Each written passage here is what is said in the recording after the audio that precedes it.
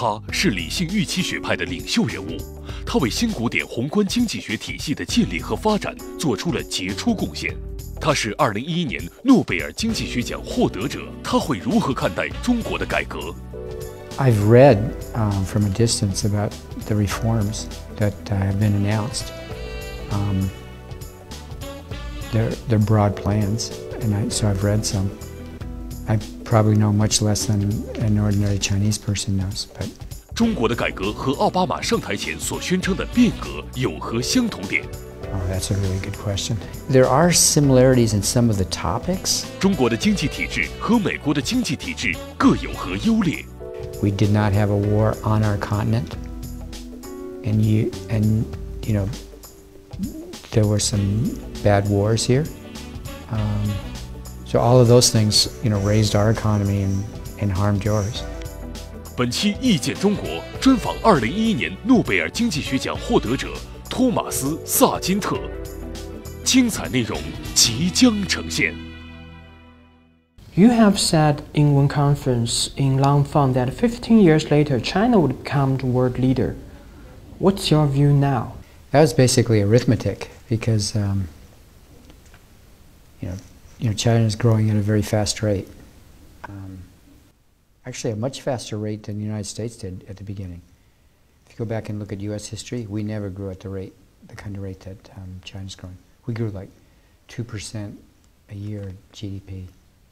Almost basically the rate we're growing now. So China's growing at a very fast rate. So, it's 35 years ago, China was a very poor country, and I don't know whether I'm just using arithmetic. If the rates continue, and they will, even if they slow down substantially, 10, 15, 20, 25 years from now, China's going to be even wealthier than it is now, which is good because a lot of people are going to have better lives. Have you paid any attention to China's economic policy changes? I've read from a distance about the reforms that have been announced. They're broad plans, and so I've read some. I probably know much less than an ordinary Chinese person knows, but if we compare China's recent reform with changes President Obama promised to bring in 2008, what's the major differences and similarities between them? Oh, that's a really good question. There are similarities in some of the topics. So in the United States, our government is very complicated, and the president has very limited power in many ways. So one of our old presidents, Harry Truman, said what the job of the president is to persuade.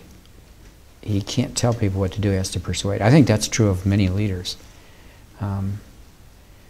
So some of President Obama's plans at the beginning and his promises were very vague. They didn't have details. So an example would be, and I think it's an example that can be studied to learn things. Like two areas are that occurred under President Obama was medical care reform and financial reform, and both of them were done in very complicated ways. So the law that describes financial reform, because we had this financial crisis, it's 1,000 pages long. So I think that's and it calls for more pages to be written. So what it's done is it's created a very complicated system that many people don't understand. So and it's increased the cost to banks and financial intermediaries of doing business. It's been great for lawyers, but we actually don't know how it's going to work. So and then medical care. It's a very complicated system. It's not. It's actually one of the things that's on your reform list. It's partly a private system and it's partly a public system, and it has the government making lots of rules that the private sector has to do certain things and can't do certain other things, and it's causing a lot of confusion right now. So we actually don't know how it's going to work. So, so there's been a gap between, you know, some of the big promises that were made and what's been delivered. Many Chinese economists actually worried about China's economic growth model, the state capitalism. What's your comment on that? First, I think it's fascinating.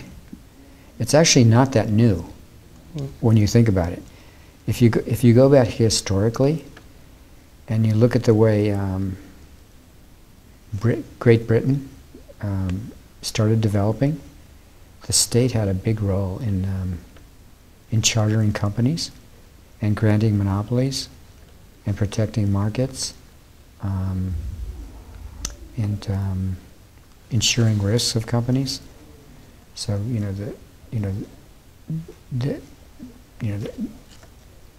so it's not entirely a new model. So the model where the government does a bunch of things at first and then gradually gets out of it, that is basically the history of 300 years of British history. So and that makes you think that there's some forces that that transcend China or England that lead to outcomes like that. At the beginning of the United States, Alexander Hamilton wanted the state to have a big role, and so I guess it's not that new. What's the strength and the weakness of Chinese economic system as well as American's economic system? So the way I look at it is the fundamental strength of the U.S. economy is, you know, I was born into a much richer economy than you were born into, and you know, and what does that mean? We had you know, we had more infrastructure. We had a more highly educated population. We had schools. Most people were graduated from high school, and some people from college. So we had an educated workforce. We had, and you didn't. So you asked me what makes an economy different. We had an economy where we did not have a war on our continent, and you know, there were some bad wars here. So all of those things, you know, raised our economy and harmed yours. So we start out at a much higher level, like in my lifetime. So those are, we call those the fundamentals. You know, what you have, China has some great strengths that you know, which have made it grow. It's like the human resources and the tradition and devotion to education, and the fact that you've got institutions that foster and promote education. That means what makes an economy is the human resources. Actually, you can have no physical resources, and you can have a good economy. You know, you can import things from abroad and produce them. You can import the raw materials. So the big thing is human capital. And the thing that impresses me most about China is the reflection of China I see in the students that I have. I have a number of students from China. They're very smart. Their work ethic, you know, their work ethic and their enthusiasm and their intelligence, and the fact that they were all educated in China. They're very well educated. So a country that's doing that just has a bright future. So from economic perspective, what kind of threat could China pose to America? Okay, so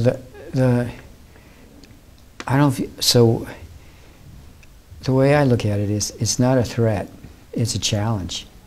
See, I think competition is good. So as an American, I'm embarrassed when senators do what's called China bashing. They criticize China for example, producing goods too cheaply. I'll translate that: producing goods too efficiently, outcompeting us. I don't view that as a threat. I view that as a very productive challenge. And those, you know, if you go to stores in the, you know, so I don't view, you know, China, many of the goods that are so-called produced in China, they're not produced in China alone. China's contributing to them. So, you know, goods now are produced. I learned about this last year from some Chinese economists. These supply chains. Yeah. There's very smart entrepreneurs. Some of them Chinese, some of them not Chinese. They're dealing across many countries, and they're putting together, you know. An example would be toys. Toys or phones. That phone you have is produced in many countries. The ideas come from somewhere. This piece came from somewhere. They're all put together. Maybe they're put together in China. But so I think globalization is a really good thing, and I think competition is a really good thing, because competition makes everybody more efficient, and that's just the way the world's going. Okay, so with China's... And by the way, when you say a threat, China's buying a huge amount of U.S. debt. That's not a threat. That's, you know, that's helping us out. And so, anyway. Last month, the former U.S. President Bill Clinton paid a visit to China, and he said that China should not repeat U.S. failure. So what do you think that China should learn from the U.S.? I'll tell you one set of lessons. So you have very smart economists and very smart businessmen here, and smart people in the government. So when there's two areas, these are just examples, where I think the United States has not done things well for various reasons. One is financial regulation, and the other is setting up a social safety net, Social Security. So, I'll give you two examples. We set up our Social Security, and if you look around the world, there's different ways Social Security systems have been put up. These are government-sponsored retirement systems for older people, and disability systems, and also medical care systems. So the way the United States chose to set these up is what's called as a pay-as-you-go system. And here's the way it goes. You are taxed. In the United States, you are taxed as a young person, and your tax is used to pay me, an older person who's retired. And then the hope is, when you're old, there's going to be some other young person there, and they're going to tax him. So there's no fund.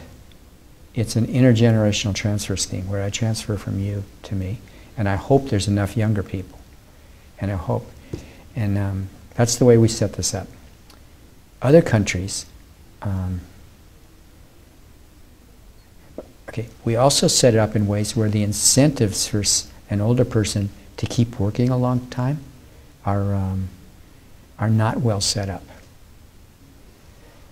So the consequence of this in the United States is, as we look forward, our system is, this is a system where older people are basically grabbing resources from younger people. And it creates politics, it creates political forces that are difficult, and it makes the economy subject to demographic risk. I mean, what happens if the economy starts slowing down in terms of the number of young people relative to old people? That's what's happened in the United States. So, so people have done calculations. Our Social Security system is way out of balance, and it's very difficult to reform. So what some other countries have done is completely opposite. There's examples of countries that have done. That's not what they do. Is the government taxes you, and it takes your money and it forces you to save, and it puts it in a fund, which it buys assets. And I noticed part of the reform proposal was some of those reforms might be in state-owned enterprises or something, or the stocks of those things. So they'll start being, you own it. So Singapore does this. Australia does it partly. Chile does it. So what happens is, that's your money. And then when you get old, you will retire on your own money. And the difference is that money is actually being used to purchase some capital, and it's going into stocks and bonds and real companies, and something's really being done. So it's not a tax transfer thing. That kind of system is, I think in the future, good, well-run countries are going to have systems like that. And when you set up a system, brand new, if I were the Chinese government, I would think really hard about looking across, and I think this might be one of the things. I don't know whether President Clinton had this in mind. This is a system where it's causing us tremendous headaches now. It's the reason our government comes to these near shutdowns. Yeah. And then another thing is when we set up. Many people don't know this. We set up deposit insurance at banks. The President of the United States at the time did not want that deposit insurance. It was Franklin Roosevelt, because he feared, I think correctly, that it was going to cause banks to take too much risk and create the situation that the banks would have to be bailed out by the government. So there's a lot of room for thinking hard about proper ways to promote competition and proper amount of regulation in the financial sector. And there's the beautiful thing about the world now and about globalization is there's competition across different countries. You know, the United States tends to look only at the United States, but we should be looking, at examples at other countries where they do things better or worse than we do and see how to improve. You're going to see a lot more of that, I think. You mentioned that President Roosevelt did not want to introduce deposit insurance policies. Yeah, he did not. But in China, we recently tried to introduce this deposit insurance system. Do you have any advice on that? My advice is to, what advice is it? My advice is to go back and look at why Roosevelt had reservations about it. I'll tell you what they were. He was one of our great presidents. And most people think he was in favor of deposit insurance because he signed the law, but he didn't want to. He signed that law because he got some other things. We did not have deposit insurance, federal deposit insurance, until when he signed that law. But we had had some state deposit insurance in the 20s and he signed that law in 1935 or so. But in the 1910s and the 1920s, we had state deposit insurance. And there were some politics of this insurance. We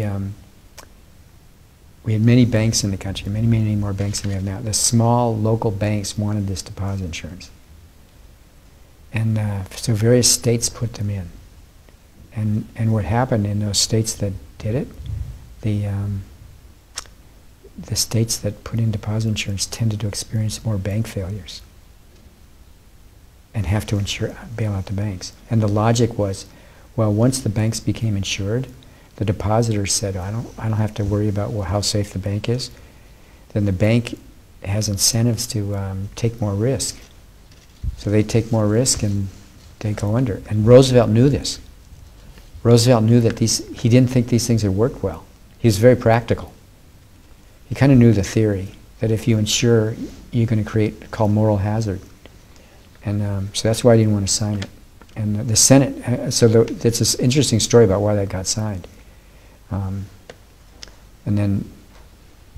So deposit insurance and having a central bank that bails out banks, that's a two-edged sword. It can be very useful when there's a financial crisis, but it can make financial crises more likely because it makes banks be more risky. So That's a problem in the United States. It's a big problem in this last financial crisis. Some people think we're doing things to make it even bigger. So that's what's beautiful. So you asked me some questions about China. These are questions for many countries in the world now. But guess what? It's a global economy, you know. About the Federal Reserve's long-term loosening monetary policy, we are also discussing its effect on China's economy. Many economists in China think it's not so good for China, especially with China's large holding of U.S. treasuries. Could you give us some advice on how would China react to U.S. monetary policy? Yeah, so I have some general advice, and it's not day-to-day advice. It's like there's some sound principles about running a sound monetary policy, and it's basically this: that you have to coordinate monetary and fiscal policy. You can't run by fiscal policy I mean government expenditures and taxes.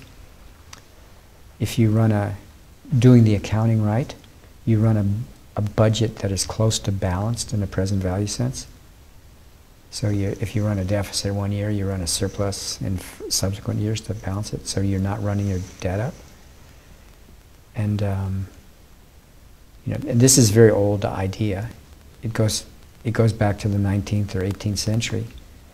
If you want to run a hard currency, have a strong currency, you have to have a fiscal policy that's controlling the amount of this currency that you're printing, and that's how you do it.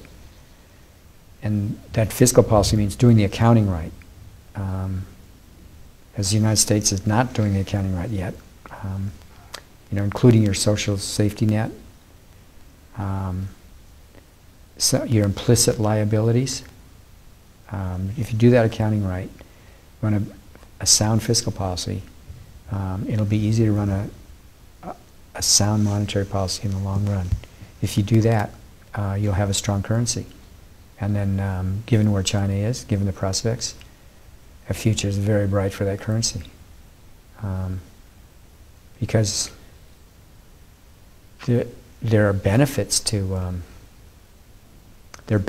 becoming an international currency. The United States has reaped those benefits. The way we got to be a strong currency the way we got to be an international currency is after World War I, and especially after World War II, we were the country whose budget was in the best shape. We were the closest one in the world to having a strong currency, and then people in other countries they switched from using the pound to using the dollar as a currency, and there's huge benefits to that. That could happen to yuan, 50 years from now. The Chinese currency may be the international currency. Whether or not it happens will depend on that, not whether China responds to the U.S. this year or next year, but these long-run things. Those are things that economists know a lot more about, and actually they're more important things than the year-to-year things. Mr. Ben Bernanke is finishing his mission as Fed chairman next year. I would like to know how U.S. economists comment on his performance on monetary policy, and how would you evaluate his performance as Fed chairman? Okay, so the first thing, a couple things. So two things come to mind. First, he's a very fine man. It's it's been a very difficult job, and his life work, big part of his life work was studying the depression that we had in the 30s, and he did not want to repeat the mistakes that were made then. So he's done something very different than was done then. And so far we've gotten better outcomes. But if you ask me, so that's about his intentions. If you ask me, how do I think, I'm reminded of this story which Zhou Enlai was supposedly said. I think there's a story that when Kissinger met Zhou Enlai, somebody met Zhou Enlai. He said, what do you think about the French Revolution? And Chiu Enlai said, it's too early to say. And with Bernanke, it really is too early to say, to give you a serious answer. So you think it's too early to say? Yeah, I think it really is, because we actually don't know what he started. We don't know how it's going to end. So is the Fed going to be permanently a big hedge fund? That's a huge change, and is that what we want? And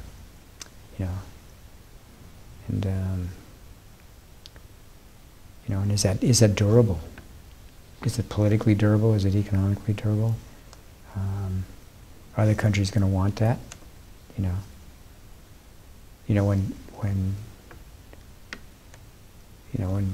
When people bought long-term treasuries, they thought they were buying one thing, but now they understand that they're buying something else. It's going to be with a price controlled by this big cartel, so it raises lots of questions. As far as you're concerned, what would be the policy differences between the next Fed chair, Janet Yellen, and Mr. Ben Bernanke? So I think the answer is very little, and here's the reason. Here's the reason I say this. The Fed is a big institution, and it has a culture, and it's got a research department that Janet Yellen was in one time. Lots of economists, lots of lawyers, smart people, tradition of doing things, and they've thought a lot about it. So and Janet Yellen's, she's a very fine person, by the way. She's been involved in formulating policy, and it's also, policy isn't made by one person, it's made by a committee. Most of the same people around.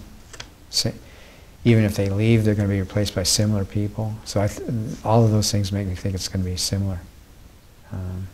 There's a reason policy is like it is, and it's not going to change when Bernanke leaves, which is comforting. What do you think of Bitcoin? It's extremely interesting. And we were talking earlier about it could be very productive because it's a form of competition to state monies. It's also a form of competition to it's a competition to banks in terms of transfer systems. So I think it's a really interesting development. And it's not just Bitcoin; it's there's other companies that are doing this. Dr. Greenspan said it's a huge bubble because it does not have intrinsic value. What do you think of that? If I had a U.S. dollar, every fiat currency is a bubble. It doesn't have intrinsic value. Its value is only because you think it has value in exchange. So the U.S. dollar is a bubble. It's not convertible in anything.